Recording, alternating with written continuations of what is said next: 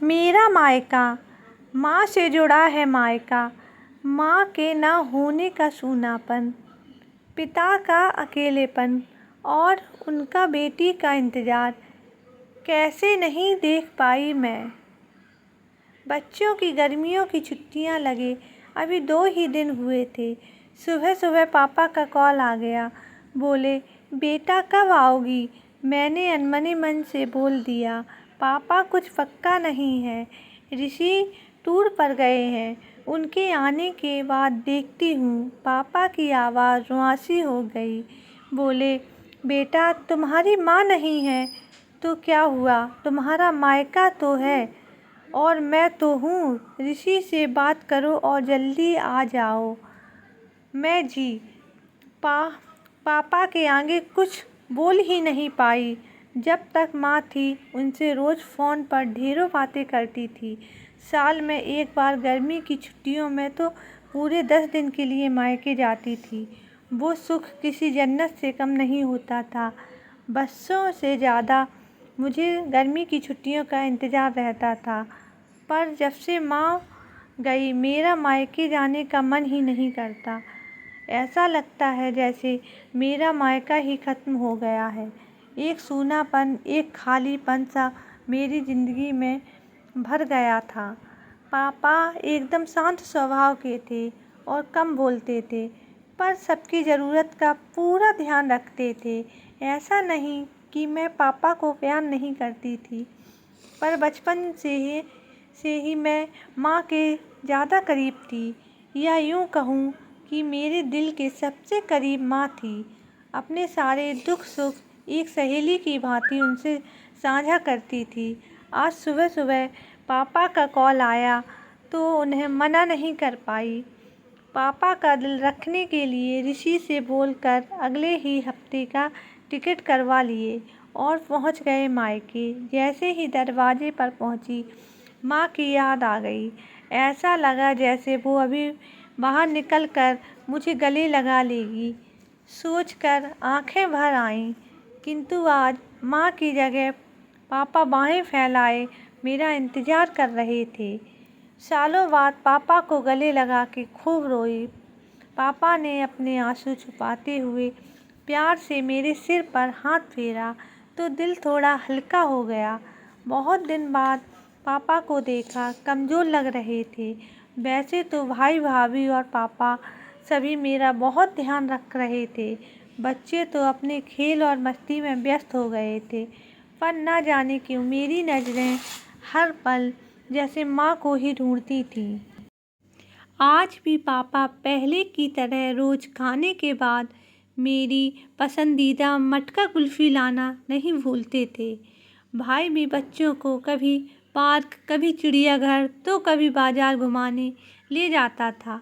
भाभी भी रोज़ मुझसे पूछकर मेरी पसंद का खाना बनाती। सब कुछ पहले की तरह था, बस माँ नहीं थी। इस बार मायके में मेरा दिल नहीं लग रहा था। माँ की कमी मुझे बहुत खल रही थी। ऋषि को कॉल करके मैंने 2 दिन बाद का टिकट करवा लिया। सबने मुझे रोकने की बहुत कोशिश की, पर मैं नहीं मानी। देखते ही देखते मेरे जाने का समय आ गया। आज शाम की ट्रेन से मेरी घर वापसी थी। मैंने सामान पैक करके रख लिया था, बस पापा का इंतज़ार कर रही थी। पापा न जाने सुबह से बिना बताए कहाँ चले गए थे। उनका मोबाइल भी नहीं लग रहा था। मन घबरा रहा था, बिना बताए आखिर गए कहाँ। इधर मेरी ट्रेन का भी समय हो रहा था। समझ नहीं आ रहा था कि क्या करूं। तभी पापा का कॉल आया। बोले, गुड़िया तुम लोग स्टेशन पहुँचो। मैं सीधा वहीं पहुँच रहा हूँ। हम लोग स्टेशन पहुँच गए। ट्रेन सही समय पर थी। पापा स्टेशन पर हमारा इंतज़ार कर रहे थे। उनके हाथ में एक बॉक्स था। उन्होंने मुझे देते हुए गले लगाया और बोले, इसे लेने गया था इसलिए देर हो गई, संभाल के रखो। मैंने आश्चर्यचकित होकर पूछा, इसमें क्या है? पापा की आंखें भर गईं। अपने आंसू पहुँचते हुए बोले, तुम्हारी माँ का प्यार है। कुछ समझती तभी ट्रेन आ गई। हमें ट्रेन में बैठा के पापा और भाई ने विदा कर दिया। मेरी नज़रों से ओझल होने तक पापा वहीं खड़े हाथ हिलाते रहे। मैं भी एकटक न जाने कब तक बाहर खिड़की से उन लोगों को निहारती रही। तभी बेटे ने आवाज़ दी और मेरे हाथों में एक चिट्ठी थमाते हुए कहा, मम्मी, नाना जी ने ये आपके लिए दिया है। मैंने तुरंत चिट्ठी खोली। जब तक तुम्हारी माँ थी, तुम्हारी हर छोटी बड़ी बात का ख्याल वही रखती थी। मैं जानता हूँ कि मैं तुम्हारी माँ की जगह तो नहीं ले सकता, पर उसकी कमी की पूर्ति करने की कोशिश तो कर ही सकता हूँ। आज तुम्हारी माँ होती तो हमेशा की तरह अपने हाथों से तुम्हारे लिए बड़ी पापड़, अचार साथ बनाकर भेजती।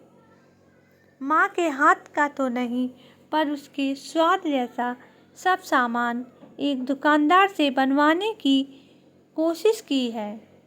उम्मीद है तुम्हें पसंद आए। और हाँ बेटा, माँ नहीं है तो क्या हुआ, तुम्हारा मायका और हम तो हैं। पहले की ही तरह तुम्हारा इंतज़ार रहेगा। ढेर सारे प्यार और आशीर्वाद के साथ, तुम्हारे पापा। पत्र पढ़ते पढ़ते मेरी आंखों से अश्रुधारा बहने लगी। सहसा मेरे मुख से निकला, आई लव यू पापा। बात छोटी सी थी, पर उसमें अथाह प्यार समाहित था।